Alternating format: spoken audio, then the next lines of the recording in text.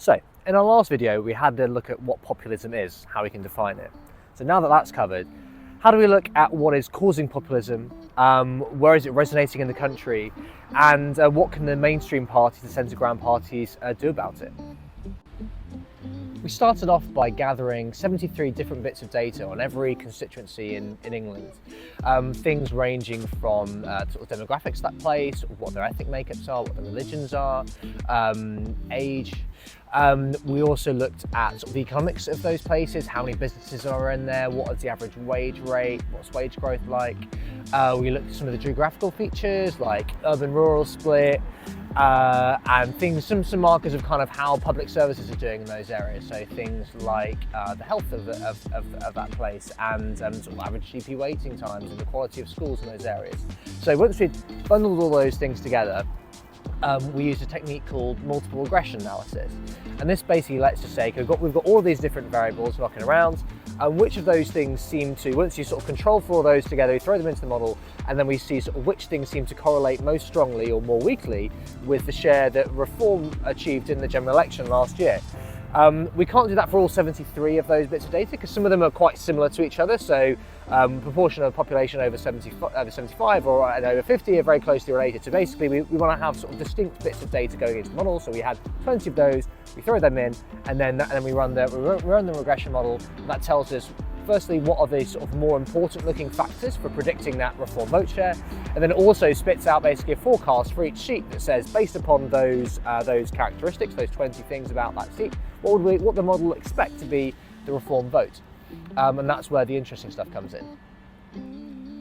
So the two big factors, as far as the model's concerned, the two biggest, strongest predictors of the Reform vote share were the share of the population that's white and the share of the population that had degrees. So the whiter the population and the more people without degrees in a seat, the higher the model found Reform vote share to be. So those were two big ones. The next tier down were a few sort of less important factors. There we had the share of the population that was white, but the change in that. So where we saw a falling white population, we saw a higher Reform vote share once the other factors were controlled for.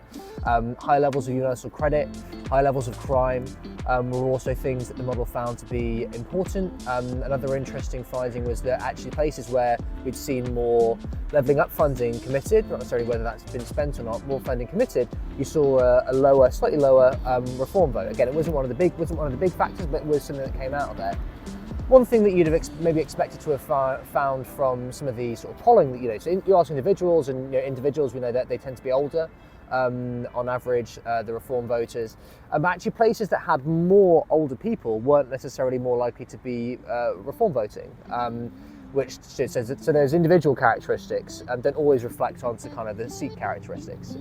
Another thing that seemed to be important was the number of businesses per capita. So economically dynamic, whether places were more economically dynamic, at least based upon that measure, didn't seem to affect their sort of reform vote share.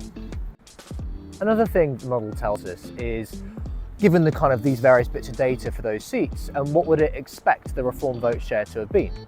We can then compare that against what Reform actually achieved in the 2024 general election. And the interesting places are where Reform underperformed or overperformed versus what the model would have thought. Because it's telling us basically that the model isn't capturing everything, and that there's other things going on.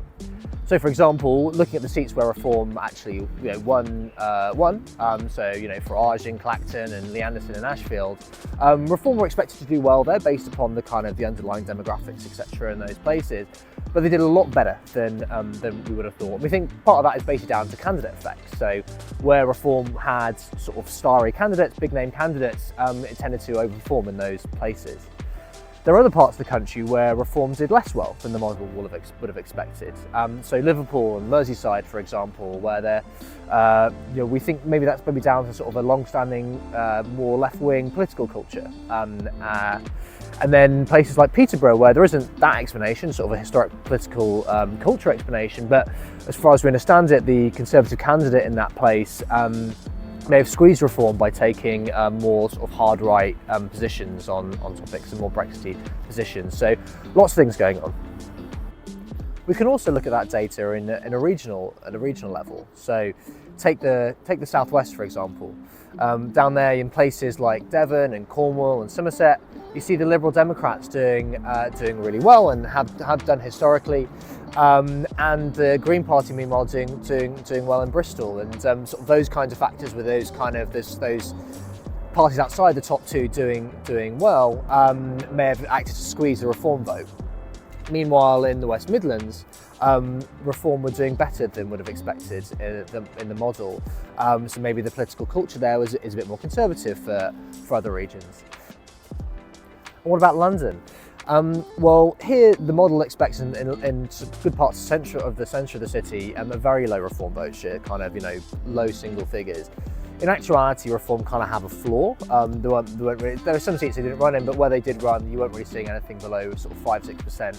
And so, in some of those places, it looks like Reform have kind of overperformed what the model expected. But only to a very marginal degree, and they still had a low vote share there. But actually, in some bits of outer London, Reform did overperform, and the model expected higher vote share in places like in Barking, Dagenham, that kind of side of the city, and the East and Reform sort of outperformed that. So, London's certainly not immune to the rise of populism.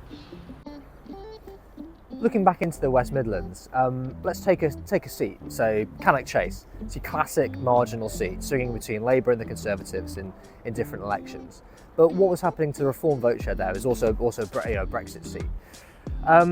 The model, we found that there was a large white population and a relatively small population of people with degrees. Both of those factors, as we said earlier, kind of point towards a higher Reform vote share.